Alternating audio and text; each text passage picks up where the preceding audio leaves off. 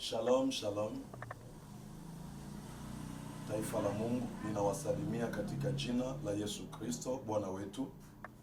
Tunashukuru Mungu kwa kutupa tena wakati kwa siku ya leo ili tupate tena kulizungumzia neno lake na tupeleke ujumbe katika ulimwengu wote, pali popote pale ulipo. Kabla ya yote, tutaingia kwenye maombi kwa ajili ya kufungua ibada yetu ya siku ya leo. Baba mtakatifu uliye juu mbinguni, katika jina la Yesu Kristo, mwana wa Mungu uliye hai, tazama kwenye muda na wakati huu Bwana, ni muda kwenda kulisikia neno lako. Tunaendelea kuombea kipindi hiki Jehova, kwa yeyote yule atakayesikia ujumbe huu. Baba, kama ulivyosema utabaki nyuma ya neno lako ili upate kwenda kulikamilisha. Basi Bwana, ili neno lako sio neno langu, ninachotamani kwenye muda huu Bwana, neno ili tunapolisikia Baba likapate nafasi katika mioyo ya watoto wako, likapate nafasi katika maisha ya huyu mama, katika maisha ya huyu dada, katika maisha ya huyu baba, katika maisha ya watumishi wako wote, na likalete wokovu wa kweli katika jina Yesu Kristo Bwana Mwokozi. Naomba kwa kusema hivi, amen. Ndugu mpendwa, tunakuja leo na neno linalosema kuhusu taa ya mwili. Taa ya mwili, maandiko inavyotuambia, taa ya mwili ni jicho. Jicho lako ambalo ulipewa na Mungu ndiyo taa ya mwili wako binafsi. Maandiko haya yanatusaidia kwamba taa ya mwili inatufanya kabisa ikiwa safi na mwili wetu wote unakuwa na nuru. Na ndio maana leo tunatamani kujifunza kuhusu hii taa inayoleta nuru katika mwili na katika roho. Kwa sababu tuna taa aina mbili, kuna taa ya mwili na kuna taa ya rohoni. Leo tutajifunza taa zote mbili ili tupate kujua ni kitu gani kinaweza kikatusaidia. Kuna mtu mwingine anayeishi katika maisha yake ya kiroho, anajua kwamba niko salama, lakini anaangalia maisha mengine hayaendi. Kwa nini hayaendi? Kwa sababu maisha yote ya binadamu hapa chini ya jua, tunachokiona hivi wazi kinaanzia ndani, hakijaanzia nje. Kama nilivyosema tena awali, nikasema kuokoka kunaanzia ndani, sio kuanzia nje. Mtu anasema acha niende nikabatizwe kwanza kisha baadaye nitakuja nifanyeje, nibadilike. Huo ni uongo. Mtu anastahili kubadilika kabla hajaenda huko. Yaani kule tukienda, unaenda kuconfirm kile kitu ambacho ulichokiamini na ukakiweka ndani ya moyo wako. Na ndio maana leo tunataka kusemezea jambo linalohusu taa ya mwili wako. Na inatuhamasisha kweli kwamba kitu kinachofanyika nje kinaonekana ndicho kile kitu ambacho mtu anacho ndani. Tutasoma maandiko matakatifu kwenye kitabu chetu cha Mathayo sura yake ya 6 mtasari wake wa 22. Tuendelee hapo tusikie maandiko yanasema nini. Tunasoma kitabu cha Mathayo sura yake ya 6 mtasari wake wa 22 kushuka mpaka 23. Tunasoma katika jina la Yesu Kristo. Taa ya mwili ni jicho. Ikiwa jicho lako ni safi, mwili wako wote utakuwa na mwanga. Kwa maandiko mengine, kwa Kiswahili kingine inasema jicho lako likiwa safi na mwili wako wote utakuwa na nuru. Lakini kama jicho lako ni bovu, mwili wako wote utakuwa na giza. Basi mwanga ule ulio ndani yako ukiwa giza, giza kubwa gani hiyo? Hapa tunasikia maandiko, anayefundisha hapa ni Yesu Kristo mwenyewe, ambaye alitaka kutuonyesha kitu kuhusu mwanga wetu. Jicho likiwa safi, mwili wote huwa salama. Kitu cha kwanza, jicho lako likoje? Kama jicho linakuwa na uchafu, unakuta mtu anaumwa macho. Na kama mtu anaumwa macho, kuona kwake anakuwa anaona viwingu-wingu, haoni tena ipasavyo. Kama yule mtu aliyekuwa kipofu akaulizwa unaona nini, akasema naona watu kama miti. Yesu alijua kwamba huyu mtu bado hajaona vizuri. na wakati alipoona hajaona vizuri, lazima mtu aone uhakika wa kila kitu na uhalisia wake. Yaani ikiwa ni rangi ya kijani iwe kabisa rangi ya nini? Ya kijani. Ikiwa ya njano ijulikane kweli hii ni njano. Ikiwa yellow ijulikane kwa hii ni yellow. Ikiwa ni blue, yani ijulikane kweli na ni blue gani. Sasa hapa Yesu akaanza kuambia, yani jicho langu likiwa safi, mwili wangu wote unakuwa na usalama. Vivyo hivyo, ikiwa nia yetu ni safi, hatuwezi kupenda dhambi. Jicho la rohoni ni nia yako, na jicho la mwilini tunaliona kabisa kwa uhalisia. Hii ndo macho ya mwilini, lakini macho ya rohoni ni nia yako, ama dhamira yako, nafsi yako. Yaani nafsi yako ikiwa safi, sikudanganyi kwa chochote, hauwezi kupenda dhambi. Kutenda dhambi huwezi kuipenda kabisa.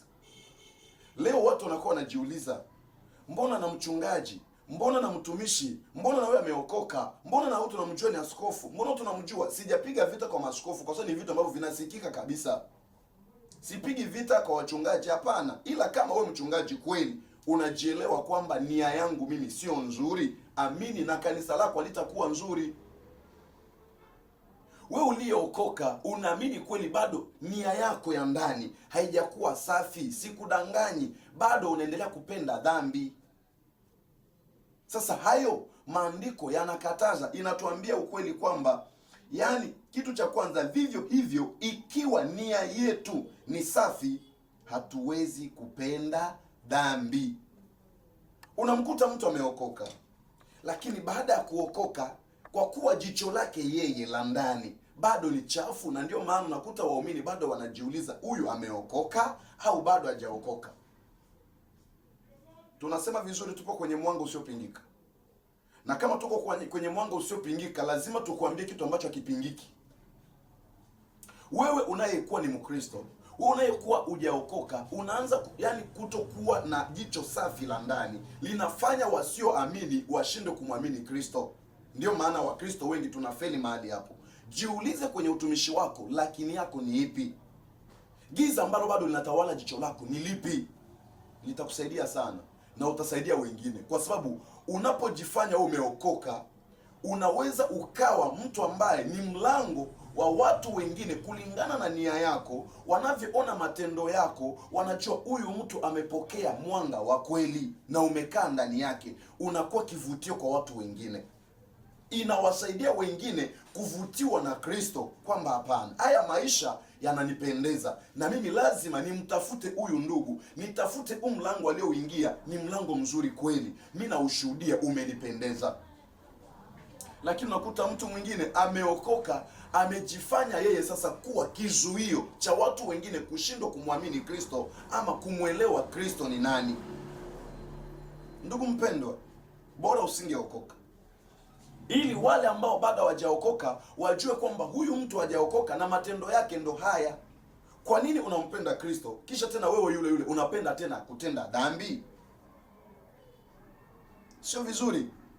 Sijaja kwa kuhukumu, lakini nakuja kukukumbusha na upate kurudi kwenye maisha yako kwanza ya kiundani, na uangalie nje yako, yani unapata sifa gani wakati unasema mimi nimeokoka.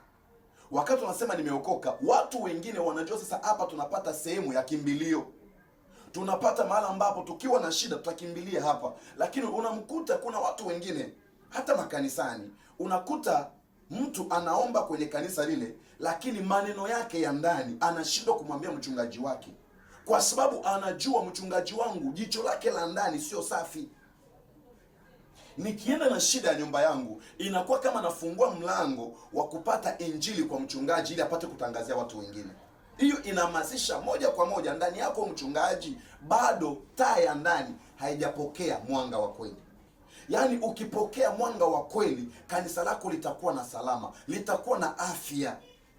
Watu wako wanajua kweli hii ni thamani ya baba yetu na tunampenda baba yetu kweli.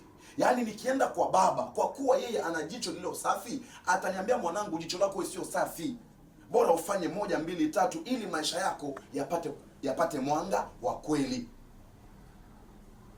Mchungaji, askofu, mwinjilisti, unaitwa muumini, unaitwa mzee wa kanisa. Jijue kwamba siku ulipoweka mkono wako juu kwamba leo namwamini Kristo kuwa Bwana na Mwokozi wangu, ujue kwamba watu wengi walitegemea kwako. Kila siku nyuma ya mtu kuna maelfu ya watu. Sasa wale maelfu wa watu wanaokaa nyuma yako, wewe unakuwa kama kizuio. Wanashindwa namna gani ya kumjua Mungu. Wanasema si ni bora tu nikae bwana, kuna nini tena naweza nikafanya mimi? Nifanye nini? Hawa ndo waliookoka, angalia matendo yao. Hawa ndo wanamjua Kristo, wanamtangaza popote pale, angalia matendo yao. Ndiyo ndugu mpendwa, hatukatai, wanaweza kasema maneno yetu mabaya, kwa sababu jana walitujua vizuri kwamba sisi tulikuwa watu wa zinaa, kwamba sisi tulikuwa watu walevi, kwamba sisi tulikuwa watu ambao hatupendezi kabisa machoni pa Mungu. Lakini sasa kwa kuwa tumeokoka na tunaangalia bado wanatupatia ushahidi ambao haujafanana na sisi, tujichunguze kwanza sisi wenyewe. Hivi wanavyotushtaki kwa mashtaka kama haya, inawezekana bado tunayatenda? Kama hauyatendi, umwambie Mungu, sasa wewe nenda ukanitetee. Wale ambao walikuwa nafikiria mbaya juu yako, Mungu ataongea nao, Mungu atazungumza nao na kuambia huyu sasa amenyooka, ni wa kwangu mimi. Kama mtume Paulo, watu hawakumwamini, watu hawakumkubali, kwa sababu walijua Paulo anatoka sasa hivi kumuua nani? Kumuua Stefano. Na damu yake ya Stefano kwenye mikono ya Paulo bado haijakauka. Sasa je, atasema yeye ameokoka? Inakuwaje? Ndiyo ndugu mpendwa, usikatike, yani usiache, usivunjike moyo kwa sababu ya kusema kwamba watu bado wananishuhudia kwamba mimi ni mlevi, kwamba mimi wanasema ni mwizi yule. Hapana ndugu yangu, jichunguze wewe, kweli Yesu umempokea kiukweli ndani yako na nia yako inakuwa safi? Kama nia yako inakuwa safi, acha leo wakushuhudie kwa mabaya, lakini kesho watakuamini tu. Kesho watapiga mikono wenyewe kwamba kumbe hatukujua huyu mtu tulikuwa tunamzania kwamba ni yule wa jana, kumbe leo kuna mabadiliko. Ni sawasawa na ndugu yake na Daudi. Eliabu alijua kwamba Daudi ni mchunga kondoo, lakini hakujua kilichokuwa ndani ya Daudi. Ndani ya Daudi mlikuwa mwanga wa Israeli ili wapate kuishi kwa usalama. Lakini kaka yake akawa kizuio, akamwambia mimi sitaki kuangalia hilo. Daudi kama angeangalia maneno ya kaka yake, na hata Israeli hawangemjua kwamba Goliath lazima ataanguka mikononi mwao. Hawangejua. Kumbe wewe ndugu uliyeokoka, ndugu ambaye ulimcha Mungu na bado ndio kumcha Mungu, kitu utakwambia, acha watu waongee mabaya juu yako. Kuna wengine wataleta ndoto mbaya juu yako kwa ajili ya kukukatisha tamaa. Shetani akijua kwamba huyu mtu ndani yake muna mwanga wa kweli, na huu mwanga nikimwachia yeye autangaze mbele ya watu, maelfu walio nyuma yake wote watafunguliwa. Sasa ili huyu mtu apate kuvunjika, arudi nyuma, lazima apeleke wajumbe wabaya kwa ajili ya maisha yako. Watakwambia tulimfumania sehemu fulani, alipana mimba sehemu fulani, alikimbia hiki sehemu fulani, alifanya hivi. Yale yote yasikufanye wewe kurudi nyuma, ya kufanya wewe kusonga tena mbele. Wewe zidi kung'ang'ania Yesu wako ambao ulimwamini, yule ambaye analeta mwanga wa kweli ndani ya maisha yako. Jicho lako la ndani likushuhudie kwamba wewe umeokoka, kwamba wewe unamcha Mungu, wewe haupendi dhambi, unaichukia dhambi. Acha watu waseme mabaya, lakini wewe usimamie kweli, na kweli kila siku inapingwa duniani, kwa sababu mfalme wa ulimwengu anaitwa baba wa uongo, na mfalme wa mbinguni kila siku anaitwa baba wa kweli. Kumbe wewe ukimkubali wa mbinguni, amini usipoamini, wewe ni mtu ambaye unakuwa mtu wa tofauti duniani, na utakuwa chukizo na kikwazo katika ulimwengu. Na ndio maana ninakuambia wewe unanisikia leo, umeokoka lakini bado nasikia ushahidi unaotoka nje, mashtaka yako ni mabaya. Jichunguze wewe kwanza binafsi, usiende kumuuliza mtu yeyote, kwa sababu nabii wa maisha ya mtu ni mtu mwenyewe, na shahidi wa maisha ya mtu ni mtu mwenyewe. Hakuna mwingine anaweza kukushuhudia. Hata kama unalala na mmewe kitanda kimoja, unalala na watoto wako kitanda kimoja, hawakujui wewe kama ulivyojijua mwenyewe, kwa sababu tutembee pamoja. Kama tulikuwa tunajuana kwa sababu tunakaa pamoja, siku tunapojikuta huyu mtu anaenda kuiba na tunalala sehemu moja, yani tungejua ataenda kuiba, lakini usituka kinatokea tu, huyu mtu alienda kuiba. Jamani, tulala pamoja. Kama tulikuwa tunajuana, tunapolala pamoja, tunakaa nyumba moja, yani hata kifo tungejua huyu atakufa leo, kwa kuwa hatujui. Ni kitu kinakaa ndani ya mtu, ni siri ya mtu. Kumbe wewe usihangaike na kutafuta watu wakupe ushauri. Wewe tafuta kwanza, ujitafute mwenyewe ndani yako. Hivi ndani ya moyo wangu kweli muna nia nzuri? Na huu ushahidi, haya mashtaka, kweli mimi nimo ama simo? Kitakusaidia sana ndugu yangu. Watu wataongea mazuri, lakini ndani yako mwenyewe unajijua. Mimi nakumbuka kuna kipindi watu walikuwa wananiita baba, mtumishi, lakini naangalia kulingana na matendo yangu mimi utumishi bado. Na hata kama nikiombea mtu anapona, naombea mtu anazaa, naombea mtu kichaa kinamalizika, naombea mtu alikuwa na shida imefunguka, hata kama kiniambia Meshaki wewe ni mtumishi, nasema hapana. Mwenyewe nikirudi nasema hapana, hii inawezekana tu ni Mungu alinipa msaada wake, kwa jina lake anafanya hili. Lakini kwa sasa namshuhudia huyu Yesu anavyotenda mpaka leo, na akitenda naamini kwamba kwa sababu jicho langu la ndani nalichunguza liko sawa. Mimi mwenyewe najishuhudia kwamba liko sawa, lakini sasa uwezi kumshuhudia kila mtu kwamba mimi niko sawa. Hapana, na sio kazi yetu sisi. Bwana Yesu asifiwe. Ni jambo la muhimu sana mama yangu. Acha watu wakukatae. Acha watu wapeleke mashtaka mabaya juu yako. Acha watu waseme ndio ulioua mume wako. Lakini wewe jiangalie kwanza ndani ya moyo wako, kweli mimi nilimuua? Na kama ulimuua basi ingia kwenye maombi ya toba. Mwambie Mungu nisamee. Nilifanya hili kwa kutokujua. Kwa sababu wapo wengi, kina Delila ni wengi sana. Jicho lao la ndani lilikuwa mbaya, na nia yao ilikuwa mbaya. Ilikuwa natamani kila siku watende mabaya. Na ndio maana halijua kwamba huyu Samsoni naye hapa ni mtu ambaye atanisaidia, atasaidia familia yangu, lakini hakujua kilichokuwa ndani yake. Akakifanya alivyopewa hela, ikamfumba macho na akafanya mabaya. Kumbe kama nawe kweli mwanao anasema uliua, uangalie mwenyewe, kweli nilimuua huyu mtoto? Na kama nilimuua mtoto basi Mungu nisamehe. Lakini kama hujaua usidanganyike. Mimi nitakwambia ukweli kwa ushahidi ambao nitakupa. Nilikuwa na baba, waliniambia mimi ndio niliua baba yangu, na nikatupwa kabisa na familia. Wakajua kwamba huyu hapa hawezi kuishi. Nilikatiwa kabisa miaka, hawezi kuishi, bado mimi mtoto mdogo. Wakasema uchawi na mtoto mdogo napasha kuupata. Wakaniambia huyu leo hawezi kuishi, huyu mwaka hawezi kupita, lakini Mungu ni Mungu wa huruma. Mpaka leo Meshaki na survive.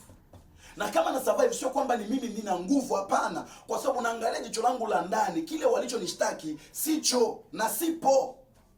Na ndio maana mtumishi wa Mungu, usivunjike. Usirudi nyuma. Songa tena mbele. Acha watu wakukatae. Anayekuwa na Yesu ndani yake ni kama mtu ya muogo. Popote atakapotupwa, yani pakiwa tu ardhi, lazima ataota. Usidanganyike. Usimwache Yesu.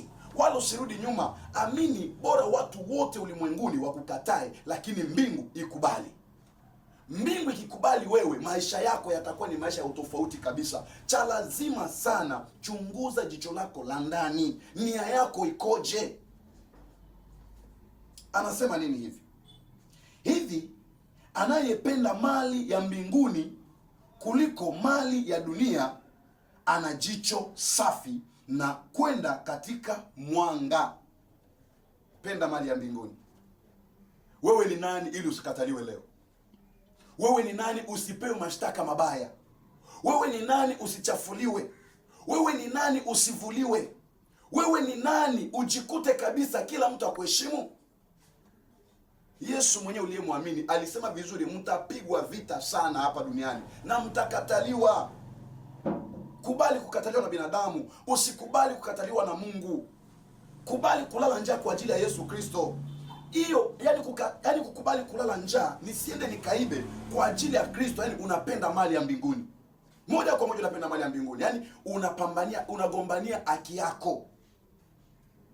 Yakobo alijikuta kwa Labani. Baada ya kujikuta kule kwa Labani, Labani alimpindua kivyo vyote vile. Lakini Yakobo hakutafuta kwenda nje na mwanga. Kwa kuwa mwanga ulikuwa ndani yake Daudi, alifanya mambo mazito. Na huyu Yakobo alipokuwa na mwanga ndani yake, alifanya mambo mazito. Kwa sababu mwanga ulikuwa ndani yake, ulimtetea kila wakati. Wanapindua mke wake wa kwanza, wanapindua hata kazi yake, wanapindua malipo yake, mshahara wake ukapinduliwa. Lakini kwa sababu yeye ndani yake mlikuwa mwanga na alipambania kabisa faida ya mbinguni, Mungu alifanya mambo ya ajabu ndugu yangu. Acha watu wapindue maisha yako wanavyoona. Acha watu wapange majina wanavyoona. Wanapindua ni jina, lakini hatima yako hii mikononi mwa Mungu. Yakobo yeye alijua mimi maisha yangu haiko mikononi mwa Labani. Yaani maisha yangu mimi iko mikononi mwa Mungu, na nikiangalia katika mahusiano yangu mimi na Mungu sijamkosea Mungu. Sijamkosea. Naenda na Mungu sawa sawa kama anavyotaka. Na ili nielewe kwamba huyu Mungu ni pamoja na mimi, lazima nifanye ishara. Na tamani niseme na hii nyama, aseme na huu ufugo. Wakati aliposema na ufugo, Mungu alionyesha haki yake, kwa sababu ndani yake mlikuwa nuru. Ndugu yangu, cha muhimu sana, cha msingi sana ni kutafuta ndani yako mna nini. Kile watu wanachokunenea kweli ndani yako kimo. Kama kimo, shuka kwa magoti unaposikia message kama hii. Unaposikia ujumbe huu, shuka moja kwa moja, tengeneza ili isikusababishie kifo. Tengeneza na Mungu. Yesu anakuhitaji. Yesu anakupenda. Mama yangu, usiende wala kushoto wala kulia. Cha muhimu, pazia ishafunguka. Pazia ishapasuka. Kama pazia inapasuka, madhabahu sasa ni wazi, iko mbele yako. Na madhabahu ni kumuita Yesu Kristo. Yesu mwenyewe anasema, Baba, watakachokiomba kwa jina langu, lolote watakaloliomba kwa jina langu watalipewa. Kumbe wewe nenda kwa jina la Yesu Kristo. Ndio madhabahu kubwa ulimwenguni pote. Hiyo ndo madhabahu ambayo hata ukijikuta porini hauna na msaada, ukiita jina la Yesu mbele yako kuna madhabahu. Na ile madhabahu moja kwa moja lazima ilete suluhisho ya tatizo lako. Mwambie Baba, niliua mimi. Mwambie Baba, mimi nilifanya hili jambo. Nilizini kweli, Yesu nisamehe. Nilipana mimba kweli, nakimbia, Yesu nisamehe. Natubu kwa hili, kwa sababu najua hukumu ni hukumu inanifika kabisa moyoni. Na ukishatengeneza, usikumbuke tena hayo. Amini kwamba Mungu anakubali, kwa sababu kutubu ni kuacha, sio kurudi tena. Wewe sio mbwa. Mbwa yeye anafanya kitu chake, akishakula anatapika tena, anarudi na matapiko yake. Lakini wewe, kwa kuwa wewe ni mtumishi, wewe ni mwana wa Mungu, ni Mungu mdogo hapa ulimwenguni, ukitenda jambo unamkosea Mungu, moyo wako unakuambia hapo umekosa, ingia moja kwa moja kutengeneza. Hakuna maisha bora kama maisha ya mtu mwenye na Yesu ndani yake. Yaani ukiwa na Yesu ndani yako, wewe unapotenda jambo baya tu, unasikia moyo wako unaanza kukuhukumu. Yaani jicho la ndani nakwambia, mimi sizoei giza. Sizoei giza, tengeneza haraka, kwa sababu hapa kuna uchafu umeingia. Na ukienda kutengeneza, unakuta moyo wako unatulia, unakuwa na amani. Na hata ukisema niende kanisani, unaenda kwa amani. Ukisema nikamwabudu Mungu, unaenda kumwabudu Mungu kwa amani. Moyo wako haukuhukumu tena. Ile hukumu unayosikia ndiye fundi wa mwanga. Bwana Yesu asifiwe.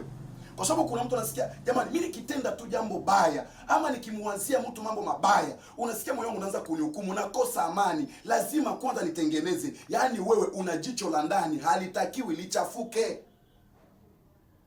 Kama tunakuta leo hawa waliotenda matendo makubwa, kina Elia, walitenda mambo makubwa na mazito, magumu, hayakuwa ya mchezo.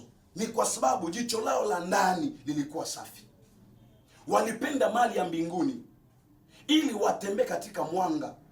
Na wanapotembea katika mwanga, wanaona kabisa watu wanavyojikwaa. Na wanavyojikwaa sasa, wao wanakuwa kuwatengeneza wale wanaojikwaa, kuwaonyesha mwanga walio nao wao katika maisha yao. Yaani wewe uliyookoka, uliyempokea Kristo kukaa ndani yako, wewe ni mwanga wa kuwasaidia wengine wanaotembea katika giza watambue Mungu wako ni yupi. Kwa sababu lazima kuwe achanisho, kuwe tenganisho. Lazima Mungu atenganishe maisha yako, hata kama kuna mateso, lakini hayatakuwa mateso ambayo yatazidi kufanyeje, kukudhulumu wewe. Hapana. Bwana Yesu asifiwe. Ni kitu kizuri sana ndugu yangu mpendwa, kujielewa mimi ni nani na ndani yangu mkoje. Wewe ni tofauti na viumbe. Wewe ni tofauti na viumbe kabisa, kwa sababu viumbe haviwezi kujua kwamba hapa nimekosea. Lakini wewe utakuwa ni mtu ambaye unaanza kujiuliza, nilifanya nini? Napenda mali ya mbinguni au napenda nini? Wanasema nini hapa? Bali anayependa mali ya dunia kuliko mali ya mbingu ana jicho bovu na kwenda katika giza. Wewe unapokaa chumbani mwako unafikiria nini? Ndugu mpendwa, dada yangu ambaye hujaolewa, ambaye hujaoa, chumbani mwako unafikiri nini? Masturbation tu ndio unachotaka. Hapo moja kwa moja elewa kama umeokoka ama hujaokoka. Unaanza kuumba unapenda mali ya dunia na maisha yako ni kutembea katika giza. Acha hayo maisha, mtafute Yesu wa kweli akae ndani ya maisha yako, na akisha kaa ndani yako umwambie Yesu, huu mwili ulionipa una kazi yake na unatafuta vitu vyake, kwa sababu huu mwili ulionipatia mimi unatamani kuwa na mwanamke. Paulo anasema kwa kuogopa zinaa, kumbe basi mwanamke aolewe awe na mume wake mwenyewe, na mwanaume naye kwa kuogopa zinaa aowe kwa kuogopa nini? Zinaa, awe na mke wake mwenyewe, kuliko unakaa mle ndani unaanza kuharibu maisha yako mwenyewe tu kibinafsi. Unasema hapa niko gizani, niko chumbani mwangu, hii ni chumba changu mwenyewe, ninalipa kodi. Sio maisha, itakuletea madhara katika maisha yako. Tafuta mwanga wa kweli uje ukae ndani ya maisha yako, ni kitu cha muhimu sana kuliko kuanza kutafuta mambo mengi. Natafuta nikadokoe, natafuta nikafanye hivi. Ni jicho lenye giza. Mtu mwenye na jicho lenye nuru kila siku ni mshauri wa watu, kila siku ni mtu wa kuongoza watu, kila siku ni mtu wa kuwaonya watu, kila siku yeye ni kama mchungaji anayechunga kondoo, hata kama sio mchungaji kanisani, lakini kwa sababu Yesu yumo ndani yake, yeye ni mchungaji wale watu wanaokuwa pembeni yake. Na kila unapokutana na mtu, ujue yule mtu unayokutana naye sio kwamba unakutana naye kwa nini, kwa bahati mbaya. Hapana, ni kwa kusudi la Mungu. Na yule mtu ukiona kama ni mvutaji au ni mlevi, usimcheke wala usimdharau. Jiulize kwa nini Mungu analikutana na mtu kama huyu. Yaani anamleta kwa sababu kwangu mimi nina nuru na nina uwezo kumwambukiza huyu nuru ili giza lipate kuondoka. Bwana Yesu asifiwe. Kubali ndugu yangu, hapana kuwa na maisha kutenga watu. Mungu ana watu wengi, lakini hajakutanisha na watu wote. Anakutanisha na mtu fulani, na yule mtu maisha yake, hata ushahidi wake, hata mashtaka yake sio mazuri. Usimwogope. Jiulize kwa nini huyu mtu Mungu kamleta kwangu, kwa sababu kwangu mimi kuna nuru, kuna uwezekano wowote nina funguo ya kumfungua huyu mtu na ataishi kwa amani. Unajua ushauri huu tunaoshauriana, kuna mtu anaweza kukushauri wewe hujamuelewa. Ushauri ule mmoja mmoja, mwingine akaja anakushauri kama yule, unauelewa kuliko hata yeye, kwa sababu ndani yako wewe kuna uwezo wa kumwambukiza neema fulani ambayo iko ndani yako apate kuikubali kwa haraka. Vibali vinatofautiana. Ndugu mpendwa, siku ya leo nakuletea ujichunguze, una mwanga wa kweli na unatamani mali ya mbinguni. Kutamani mali ya mbinguni ni kukataa ulimwengu tunao leo. Ukiangalia leo ulimwengu unapendeza. Yaani ukiangalia hata wakina dada, ukiangalia wakaka, leo kila mtu anaonekana kama ni bilionea. Yaani ukimwangalia tu unasema hata kama analala kibarazani. Akilala kibarazani anaamka saa 11 alfajiri, anaenda kuoga, anaingia bafuni, anavaa suti yake vizuri, unasema ona gorofa. Hakuna tena maisha kwamba huyu mtu kweli leo ajiwezi. Watu wengi leo wanaonekana kabisa wanajiweza.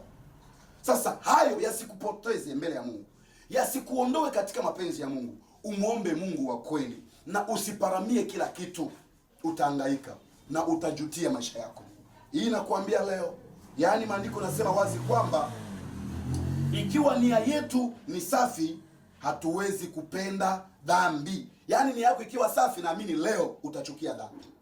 Kama unaangalia kabisa moyo wako, watu unang'ang'ania vitu vyako vile vya zamani, unang'ang'ania maelizi, unang'ang'ania vitu ndani ya maji, ndani ya vitu tofauti, haujang'ang'ania jina la Yesu Kristo, amini wewe unapenda mali ya dunia. Na maisha yako unatembea katika giza. Mwisho wake ni kukua na kuangukia katika shimo lisilokuwa na mwisho.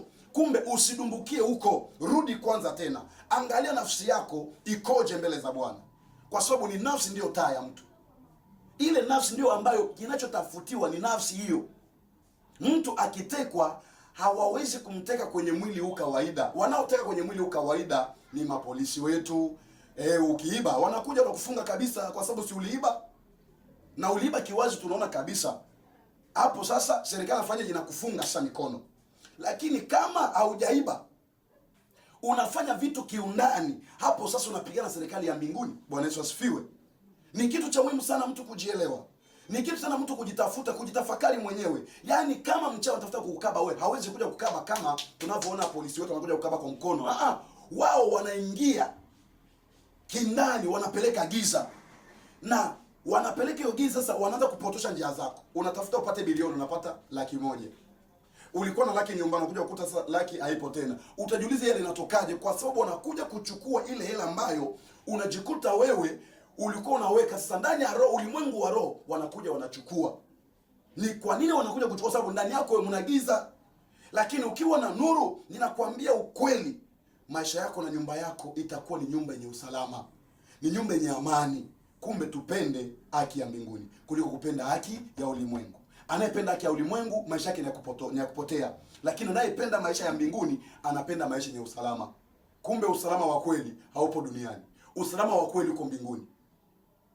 Usalama wa kweli uko mbinguni. Na ule usalama wa mbinguni ni wewe mwenyewe utaupenda, unaopokea ndani ya moyo wako. Ukishaupokea, kwa yale mashtaka na kushtaki, hauwezi kuangalia tena. Unajua kwamba mimi hapa na Yesu ni pamoja. Kumbe usiende motoni. Tunakualika wewe ambaye bado hujaokoka, wewe ambaye umeokoka, umpende Yesu. Umwamini Kristo, akae ndani yako, kwa sababu njia ya uzima na kweli ni Yesu pekee. Ulimwenguni mote, hata wende wapi, anayetuletea uhakika wa maisha ya amani ni mbinguni tu, ni Yesu pekee. Kumbe ndugu mpendwa, siku ya leo nakuletea ujumbe huu, uingie ndani yako na mwanga wa kweli uingie ndani yako. Tafakari mwenyewe, usimuulize mchungaji, hajui tabia yako yote. Usimuulize mzee, hajui tabia yako yote. Jiulize we mwenyewe, ingia chumbani mwako, jiulize, kweli mimi nilifanya hili? Na kama nilifanya, cha kufanya ni nini? Ni kutubu mbele ya Mungu ili nitubu na nisirudi tena. Na unapotubu na kutokurudi tena, mwanga wako unakuja kufanyaje? Unaaparete katika maisha yako. Na ukishaparete kwenye maisha yako, basi maisha yanakuwa mengine. Mungu wa mbingu akubariki ulinipatia muda wa kusikia maneno kama haya, na ikiwezekana mgawia ndugu yako mwingine alikuwa anajiuliza maswali mengi. Ili neno la Kristo na Yesu mwenyewe alibariki tena kubariki na wewe uliyesikia ujumbe huu. Tutamshukuru Mungu kwa siku ya leo kupitia neno lake. Baba mtakatifu uliye juu mbinguni, katika jina la Yesu Kristo mwana Mungu aliye hai, tazama Baba, tunakushukuru kwa kipindi hiki ambacho umetupa katika siku ya leo, kwa kufundishana na tupate kwenda kuhimizana tena zaidi. Mungu uliye juu mbinguni, unasema leo utabaki nyuma ya maneno yako. Angalia mama huyu anayepokea neno hili, angalia baba anayepokea neno hili, angalia ulimwengu unaopokea neno hili. Jehova, ninatamani popote pale panapoingia ujumbe huu, Yesu natamani ukaingie. Ikiwa chumbani mwake, Yesu kaingie. Ikiwa yupo kazini, Yesu kaingie. Ikiwa kazi yake Baba inadhulumiwa na anaingiliwa na giza bila kujua, Yesu kawe nuru, ukasambalatishe ile giza, ukasambalatishe ile giza kwa uwezo wa jina la Yesu Kristo wa Nazareti. Natamani Baba ujitukuze mwenyewe katika neno hili. Huyu pia Baba anaumwa, aliingiliwa na giza bila kujua, sasa hivi anatafuta kufa. Yesu rudisha tena moyo wake, rudisha kwanza uzima tena ili akuamini, kama unavyosema aufurahikiwe na kifo cha wapagani. Baba natamani uonekane, ukamjalie neema na kibali cha kuponywa kwake, apate uzima ili tena akubali Baba, ili inafsi isipotee. Yesu simwache, umsaidie. Rehema zako Baba ziwe juu yake. Ninawabariki wote wanaopokea ujumbe huu kupitia uwezo wa jina la Yesu Kristo. Wanapopokea Baba ukawaponye, wanapopokea Yesu ukawajalie neema ya kupata ufungulivu wa kweli, na wasirudi katika njia ile moja moja. Uwe ni njia ya kweli na uzima. Kumbe Baba, uzima uingie ndani yao. Nuru inaleta uzima, ikaingize uzima ndani ya nyumba hii, ikaingize uzima ndani ya familia hii, ikaingize uzima ndani ya yule dada anayeangalia hii video, ikaingie kabisa Baba, uzima wako ukastawi ndani ya maisha yao. Ninawaombea, ninawabariki, nabariki ulimwengu mzima katika jina la Yesu Kristo, kwa mkono wako na kusema hivi, amen.